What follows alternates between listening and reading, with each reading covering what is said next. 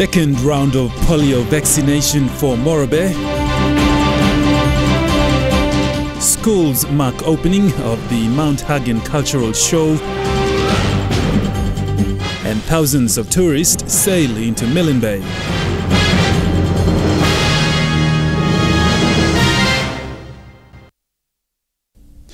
Good evening and thank you for joining us for Sunday's news. I'm Godwin Eki.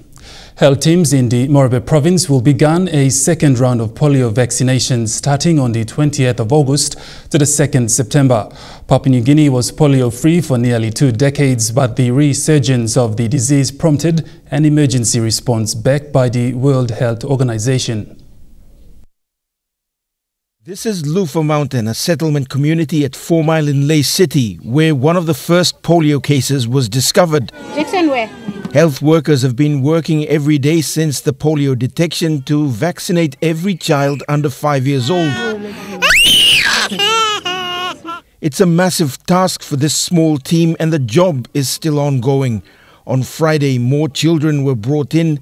Many more are yet to be vaccinated and many of their parents still don't understand what polio is. Sleepy ma'am, no, holy ma'am, good or same. Rouse him, polio. Also on Friday, a team from the World Health Organization went to Lufa Mountain. All right. The delegation included the most senior WHO representative in the Asia Pacific, Regional Director Dr. Shin Young Soo. Now we already had a good first round of vaccinations, and we are very much, I must express that our appreciation that this PNG government really mobilized whole resources and then done very good job. So we had the first round here in the 3 provinces, more than 100%. Papua New Guinea has been polio-free for nearly 20 years. In the 70s and 80s, health teams used to go to villages and vaccinate children. By the 1990s, the active vaccination program slowed down due to funding problems and government reforms. But Papua New Guinea still managed to achieve a milestone after being declared polio-free in 1996. I met Prime Minister 2 days ago. We all promised that we wanted to finish whole job.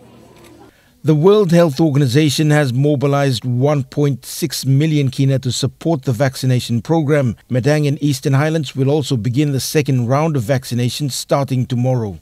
Scott Waide, National EMTV News, Lay. Trade, Commerce and Industry Minister and Chuave MP Weramori says his district will be pushing forward with the development of a limestone project that will complement upcoming mines and other construction in the country.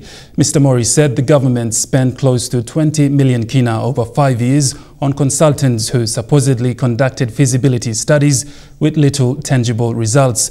The limestone sourced from Chimbu is expected to end up at the upcoming Wafi Golpu project, Lihir and other projects if construction is completed. He says the project is important for Chimbu province, which has a limited income base. Shareholders of the National Housing Estate Limited have made a decision to wind down the firm due to an outstanding of 4.7 million owed to the firm by tenants.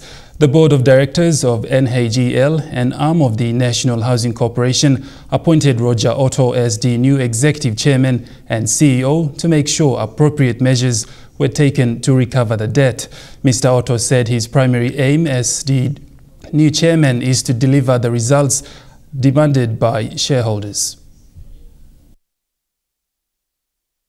The new chairman of NHEL, Roger Otto, said a collective effort was needed to meet the demands of the shareholders. Mr. Otto said his priorities would be to complete the audit of accounts, complete verification of claims against NHEL, and to make sure that properties under NHEL be handed back to the National Housing Corporation. He said that was what the Housing Minister John Cowper wants to see actioned. First thing is the audit, completion of the audit of accounts. The second issue is the completion of the staff downsizing and redeployment exercise. We'll have to look into that. NHL is not making money. That's the impression everybody has, or everyone has, of the company. And there are reasons, and all these reasons are known to all the staff of NHL, the properties officers. You have encountered so many problems with tenants who fail to pay rentals on time, who are chronic, unrestrained defaulters.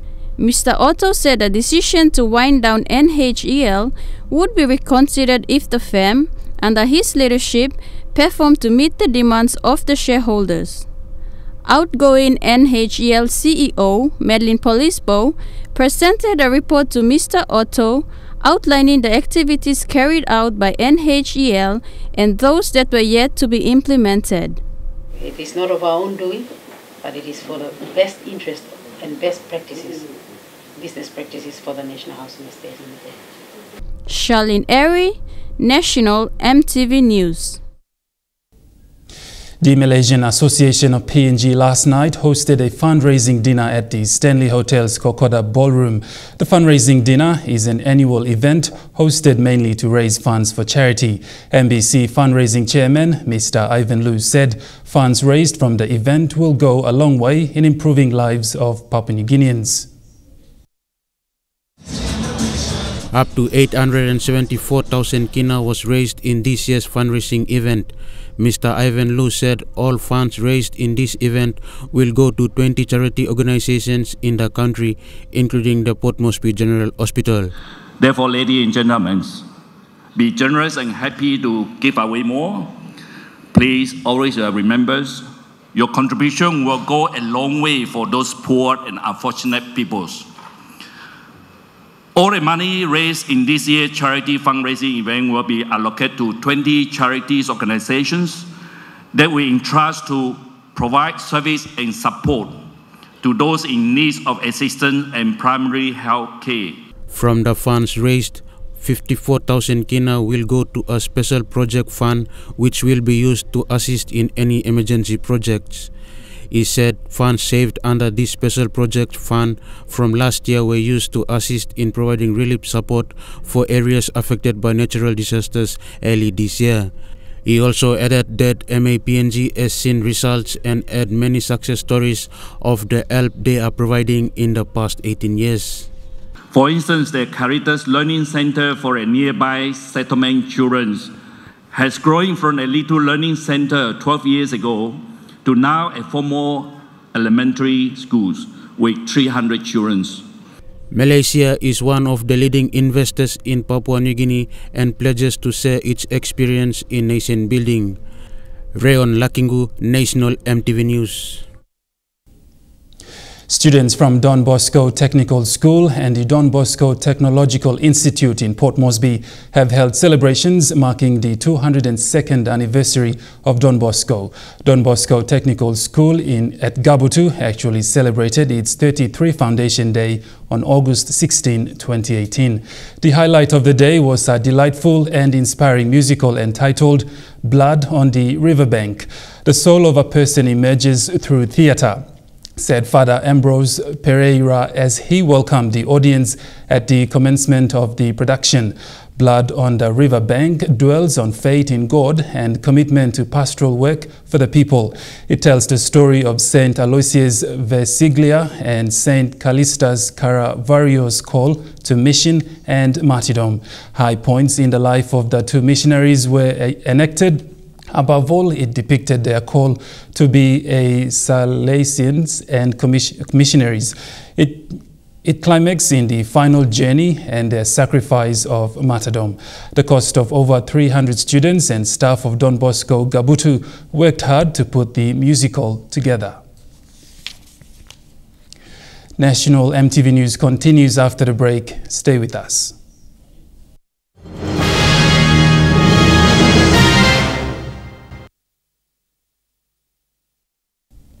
Welcome back to National EMTV News. This morning, a cruise ship carrying 1,200 tourists arrived at Alatau Port. Pacific Eden is one of the 4 major cruise liners that sail into the port every month. Sailing in from Cairns, Alatau Port is the first stop. The tourists had a chance to tour the town and visit the craft market and war memorial sites. Pacific Eden leaves the port at 5 p.m. and sails towards the Trobriand Islands. From Trobriand Islands, it will then sail to Conflict Group of Islands, which will then end the Milne Bay tour. Schools in Western Highlands Province held their cultural shows last Friday to mark the opening of the 64th Mount Hagen Cultural Show. Over 20 primary and secondary school students were dressed in their traditional attires and displayed them before teachers and parents. Among the dignitaries was the Australian High Commissioner to PNG, Bruce Davies, who attended the show shortly after his visit to the Enga Cultural Show last weekend. Hundreds of school children in Western Highlands Province took part for the first time in the 64th Mount Hagen Cultural Show. The show was held in respective schools on Friday to mark the opening of Mount Hagen Cultural Show, which was being held at Kagamuga Showground. This was the initiative of the Western Highlands Provincial Government to revive cultural activities in the province.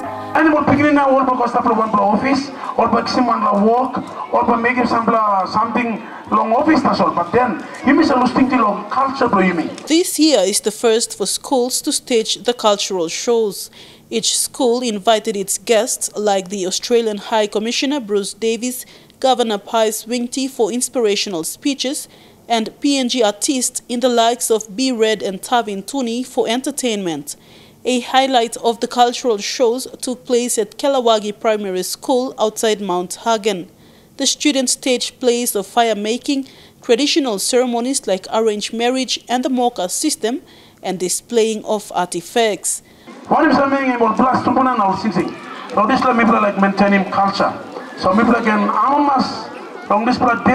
The school show was staged for students to take part and does not miss out on the 3 days cultural show at Kagamuga Showground.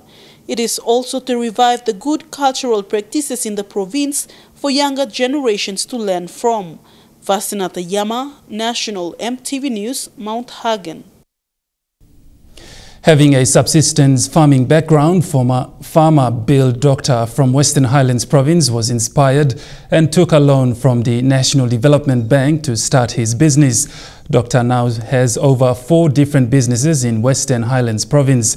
His encouragement to simple farmers is to work hard to earn their living. Bill Doctor just recently opened his new lodge outside Mount Hagen City. Korua Lodge is named after his hard-working mother, Korua, who passed away of heart failure a few years back. Doctor, who came from a subsistence farming background, said his late mother, Korua, does all the hard work to feed the family as well as buying their school fees. After failing from grade 10, Doctor followed her mother's footsteps and did farming as well as upgrading his marks at code centers. Farmers and they raised us from coffee, cherry coffee and all this. So my mother, when other people were, paying their school fees from the wages or salaries or something, my mother and my father were having, bedtime. A few years later, he took a loan from the National Development Bank and ventured into other businesses. Doctor left farming and started his main business of informal marketing of money. He said a lot of parents go to him to get loans because they find it difficult and long processes to get school fee loans at the commercial banks. Public servants, when they have problems with the school fees, and even the private sector, people working in the mining areas, when they were having some financial issues, I was there to bail them out. Doctor recently got another loan from NDB and built a new lodge at Kagamuga Airport worth over 2 million kina.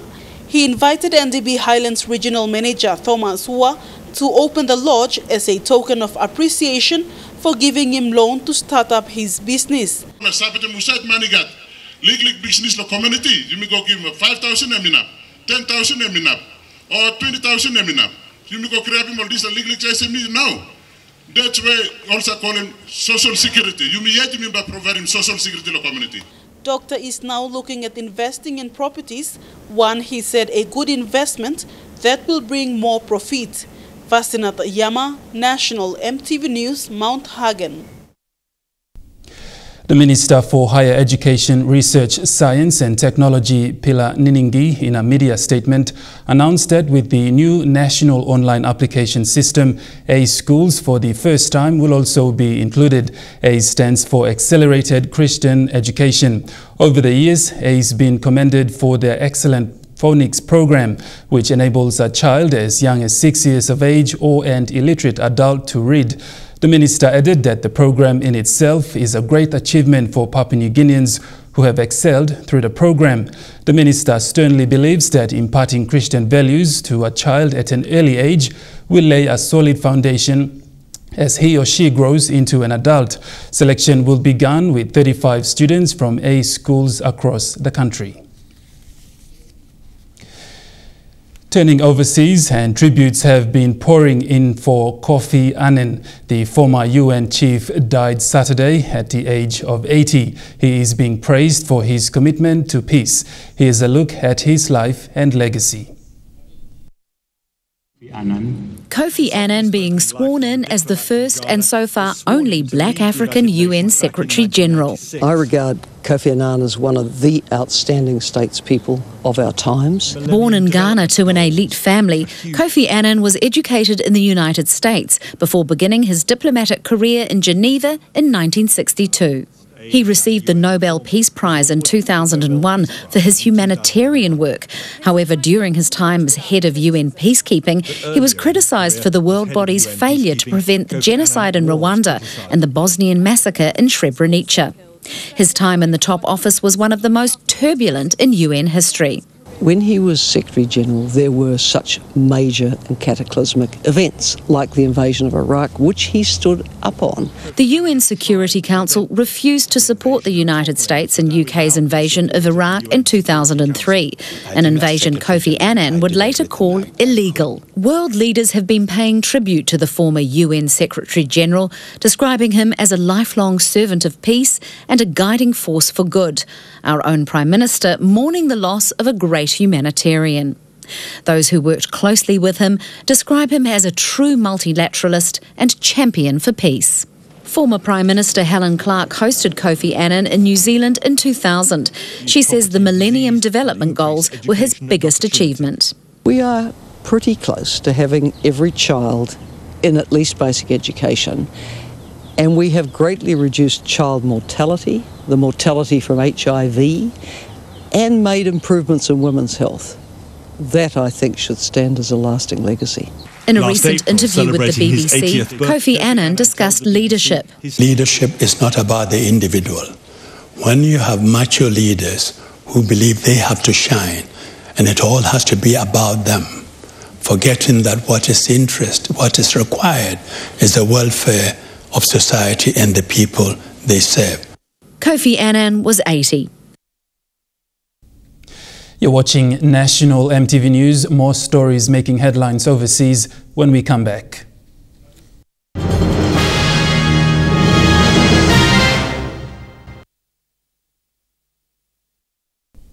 Welcome back to National EMTV News. After the collapse of the bridge in Italy, preparations are underway for a state funeral for the 38 confirmed dead, but there are still people missing. 3 days on, the job seems just as urgent and just as risky.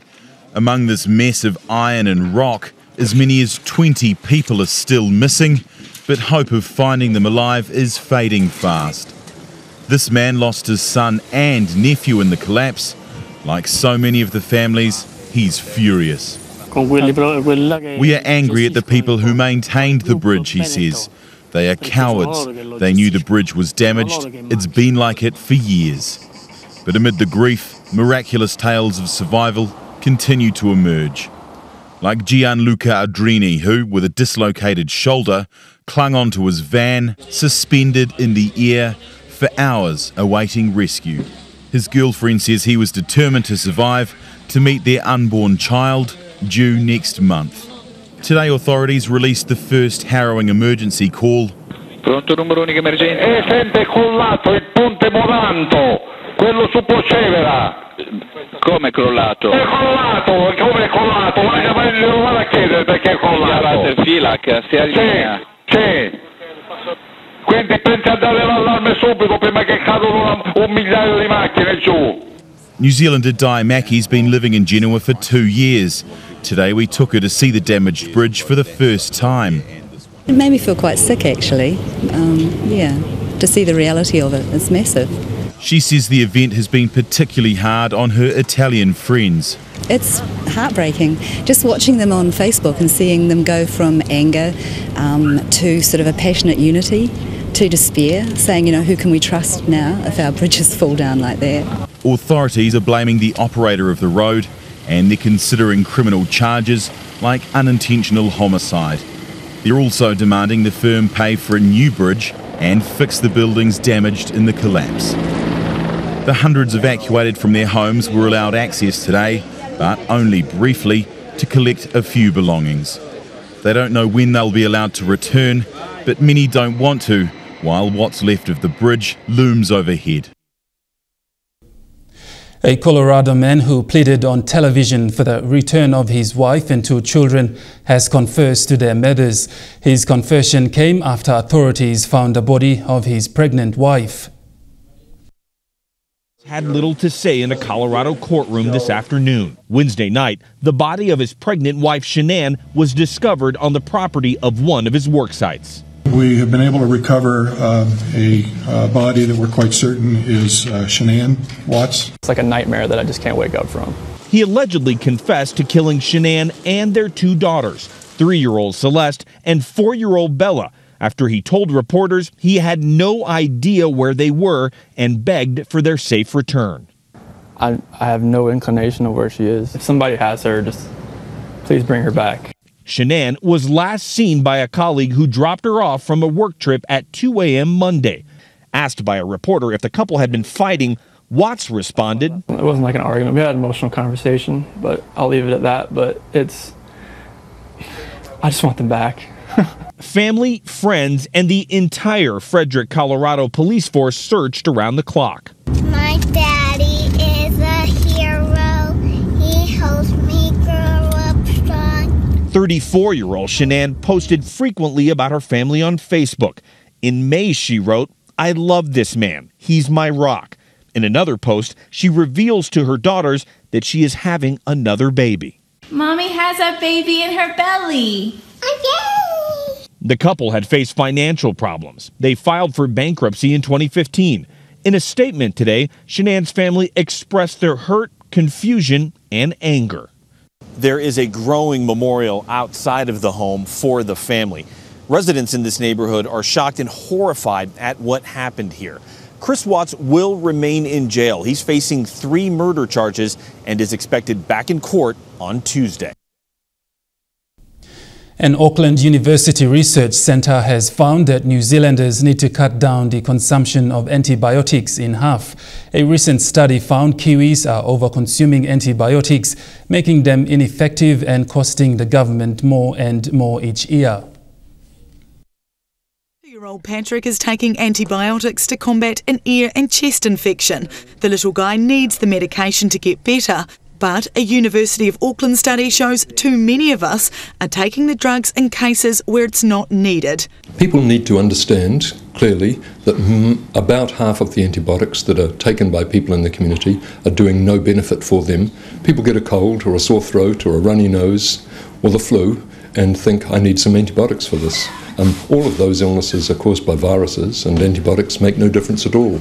Study author and infectious disease physician Dr. Mark Thomas says doctors are handing out prescriptions unnecessarily to keep patients happy. Where they don't want to disappoint the patient, and where they maybe are not concerned enough about the development of resistance and the fact that the medicines are becoming less and less effective as a result of this wasteful use. Medical Association Chair Kate Bannock says overprescribing has been a problem for some years, but things are improving. Still a feeling that unless you give an antibiotic, you haven't really fulfilled the patient's expectations of the consultation. Now, having said that, that is reducing. New Zealand is ranked 7th in the world for antibiotics use. Almost 14,000 prescriptions are given out every day. That's 1.5 times the amount consumed in the UK and 3 times the amount in Norway. The Ministry of Health says resistance to antibiotics is rapidly becoming a major threat. A 5-year resistance plan was put in place by the ministry last year, but Dr. Mark Thomas says other countries have moved a lot quicker in introducing campaigns to educate doctors and patients about overprescribing. Dr. Mark Thomas says the outlook is bleak and expensive if things don't improve. We'll see many more patients with infections that are impossible to treat, and infections that we can currently treat with easy antibiotics, ones that you might take as tablets, will become harder to treat and might have to be treated intravenously. Thomas wants to see a 50% reduction in antibiotics use over the next 5 years. And coming up next in Trukai Sports, AFL, Rugby Union and tennis. Stay with us.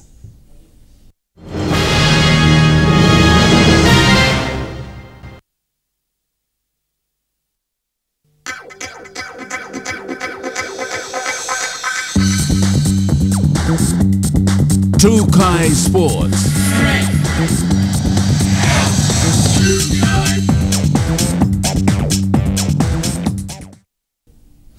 Welcome to Trukai Sports. The National AFL Championships will be deferred because there isn't enough participation from outside centres. President of AFL PNG, Douglas Lai, says during the long break, outside centres will be assisted with their competitions before dates are announced for the National Championships. Successfully ending its semi-final events yesterday for both the men's and women's events respectively, AFL PNG has deferred this year's national championships to next year. This is due to not having enough teams in the competition, says AFL PNG President Douglas Lai. Well, initially we were preparing for the national championships to be brought back into existence for after a long layoff, but unfortunately, we are not able to do that due to other centres not getting prepared, for this season. So we will delay that to next season, where we should have the other centres participating in an active competition like the one in Port Moresby and Lae and Hagen. So also West New Britain. When we have other centres like Kokopo and Kavian and some other centres where we can concentrate on. Once we have all those in full, competition next season, then we should have a championship. Douglas says with AFL PNG looking to witness the grand final of the Easy Loan competition for men's and women's divisions next weekend, all events will be put on hold due to APEC. After the grand final next week, and also with the APEC coming up, we got the venue to be used by, APEC for other purposes. So yeah. Definitely, we should be taking a break then. Douglas thanked Kina Finance Group of companies for making this year's events possible. He says next year should see bigger and better events and hopefully attract more teams. Years of hard work have finally paid off as Krema Senko brothers came out champions in this year's Capital Rugby Union Premiership. In the grand final match played yesterday, brothers thrashed Harlequins 32 points to 5 to take the title. Krema Asenko Brothers Club President George Koi was a very happy man when his club's premier team took out the title for the season. In a post-match interview, the team president said the boys have put in a lot of effort in their training and their games in general over the last 10 years. It's something that we've worked out for a long time, so to finally be able to win and lift that trophy is a feeling I can't describe. Thank you. Their last grand final appearance in 2007 ended in a bad way for them. And the grand final match with Harlequins was tough. However, the brothers managed to defeat their opponents. The season was very good. We finished off in a regular season for the club for 4 teams to qualify. Our girls and our B grade, and A grade and the Premier team qualified. Premier had an extraordinary run this year. In other matches, in the under-19 and women's division, Valley Hunters went down to Nova 5-8 and Wanderers beat Nova 24-10. In the A and B grades, Wanderers lost to Brothers 15-0 and Nova beat Unit 22 points to 10. Rayon Lakingu, National EMTV Sports. In tennis, Port Moresby Rackets Club hosted its ITI Junior Tennis titles today, with the events played in the singles and doubles. Close to 50 junior players from the ages between 8 and 18 took part. The ITI Junior Tennis competition saw under 8 and 10 boys and girls compete in the singles division, while under 12 to 18 took part in the doubles competition. The Junior Development Program, only recently revived last year, coach and mentor Kwala Mapisa says the program is aimed at producing young future tennis stars that can one day represent PNG. The last few tournaments we had since last year, that ITI came on board, as I mentioned. We had ages from, well, under 8, in the under 8, under 10s, under 12s, 14, 16 and 18s. This tournament is the same as well, but we also run mini tennis for them, and then they take part in the tournaments. So, the future is good for these guys to come on board. And we hope they will continue. He says also taking part in the event were children who have never played tennis before. The tournament we had early this year is about 50, and it's the same number, 49 this time. As a lot of the kids are involved with soccer and netball, so the number fluctuates. But so far we're happy with the turnout. Hopefully next tournament in October we will have a few more increasing numbers. New players taking part that have never come for the junior tennis program on Saturdays. So we're just going around. So unfortunately, like as I said, other activities are, the other kids have not shown up. But next tournament in October, we will expect to have more than 60 kids. Parents of the participants were also present to watch the competition unfold and at the same time have some fun.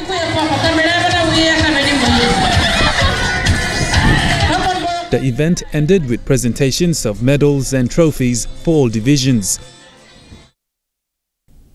Trukai Sports continues after the break. The Hunters win their final home game, NRL Rugby and riding a monster wave. Stay tuned for details.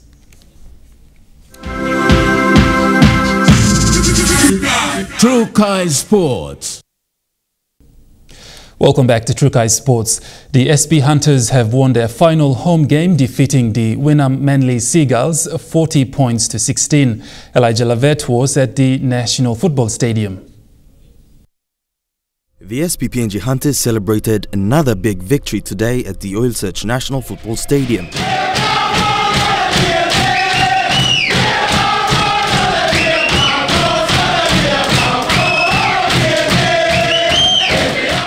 Danny Gebbie was named man of the match for his outstanding performance this afternoon. He's got speed, he's got good skills, can pass both sides. After a good game in Ley, he sort of went quiet for a bit there, and nice picking up again. So main thing for those young boys to be really consistent with their performance week in, week out. So that's a big challenge for him. So I'll be talking to him again during the week to just make sure his head is right. And, The Hunters got off to a dazzling start in the first half, leading 20 points to 6 at half-time. Good first half, second half, a few errors there, but good result at the end. Good win. 40 points to 16. So couldn't ask for more. Last game at home, so we're heading out next Thursday to play away. Most important game of the season next week again. So, but they celebrate tonight's win and look forward to our last one away. The last 15 minutes of the match, the team slacked off, letting Seagulls score 2 tries. I think 3 back-to-back sets there, tackle trio, can't do that come finals football or next weekend. So, just something we have to fix up. There was changes in the team as well. So. After the match, presentations of jerseys were done by the team to various individuals who have supported the team over the past years. The first signed jersey was given to Hunters Deputy Chairman Taryn McManus, who will be leaving the country later this year. All right, ready? 3, 2, 1. SP!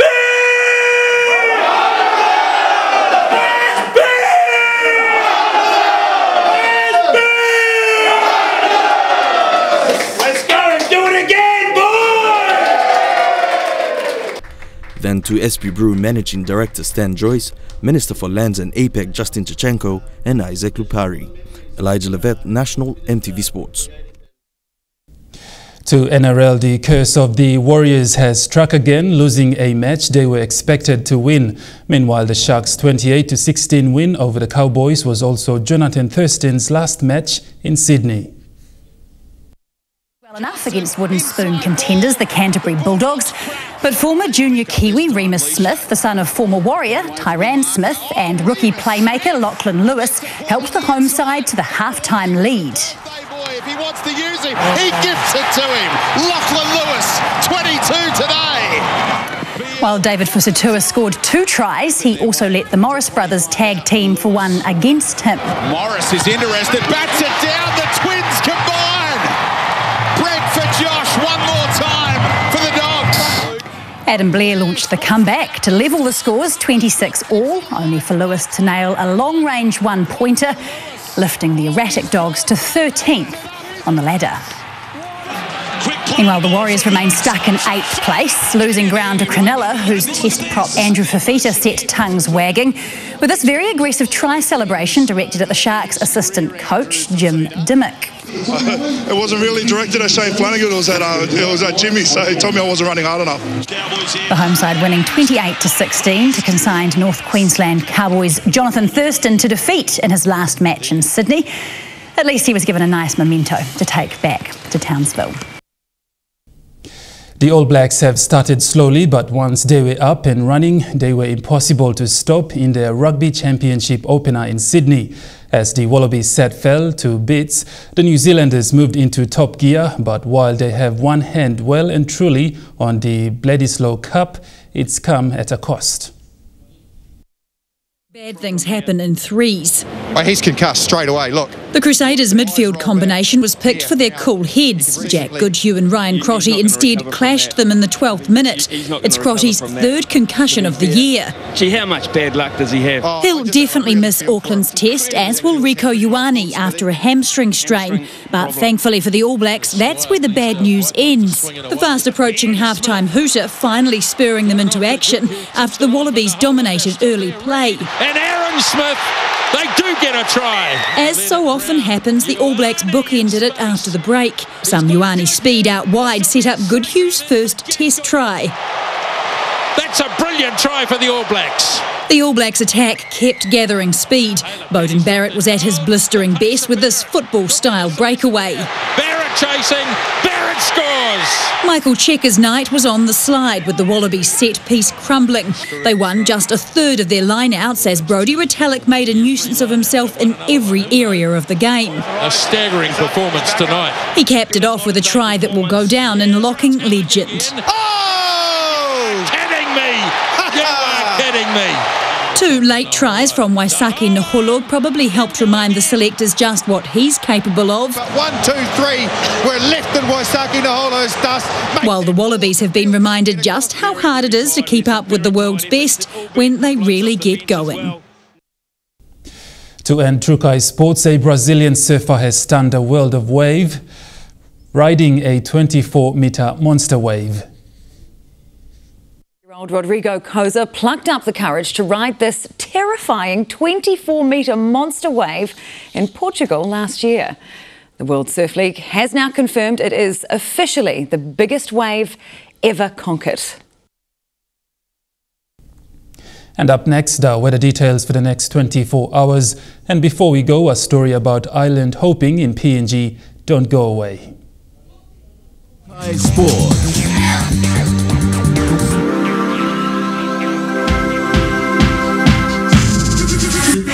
Trukai Sports.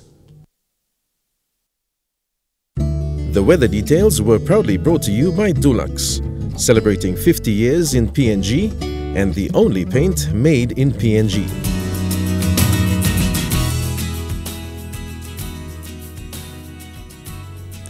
Weather forecast for the next 24 hours. Southern region, Port Moresby mostly fine and cool night till morning. Daru mostly fine, partly cloudy and cool night till morning. Kerema and Alatau, rain drizzles tonight, then cloudy morning. Popondetta, rain drizzles tonight, then cloudy morning.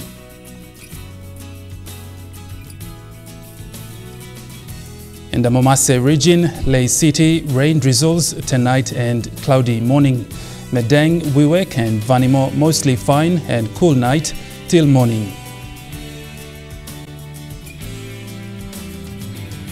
In the New Guinea Islands, Lorengau, mostly fine, partly cloudy, then chance of morning rain drizzles. Kavieng, rain showers tonight, then cloudy. Kokopo and Rabaul, rain showers and possible thunderstorms tonight, then cloudy. Kimbe, rain showers and possible thunderstorms tonight, then cloudy.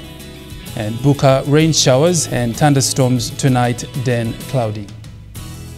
In the Highlands region, Mount Hagen, rain drizzles tonight, then early morning fog. Goroka and Kundiawa, partly cloudy tonight, then morning fog. Mendi and Wabeg, mostly fine apart from morning fog.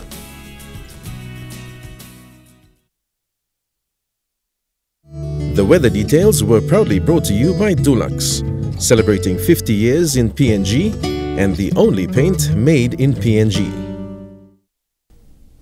And to end news tonight, from the mainland to New Guinea Islands, PNG Air Service has given travellers another option than the usual seafaring island hopping. EMTV News has been filming around the country to bring you My Province, My Country 43 Years, on which will air beginning Saturday 25th August.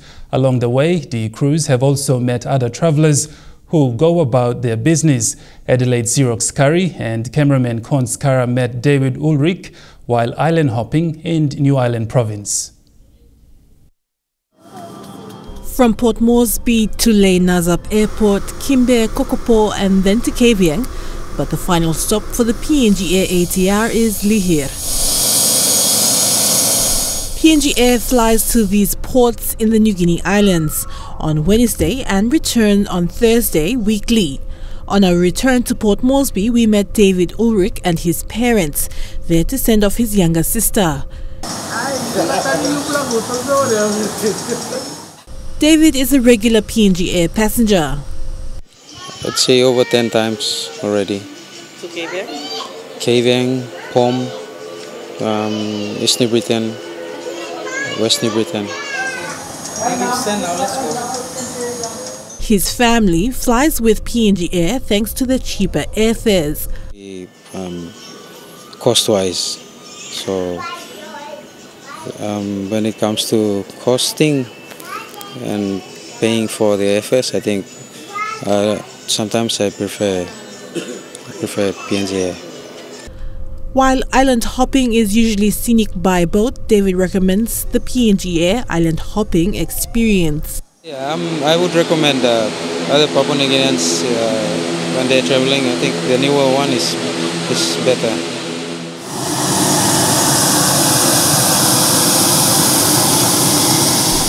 Adelaide Xerox Curry, National, EMTV News. That's the way it is this Sunday, the 19th of August 2018. From the news team, have a pleasant week. Good night.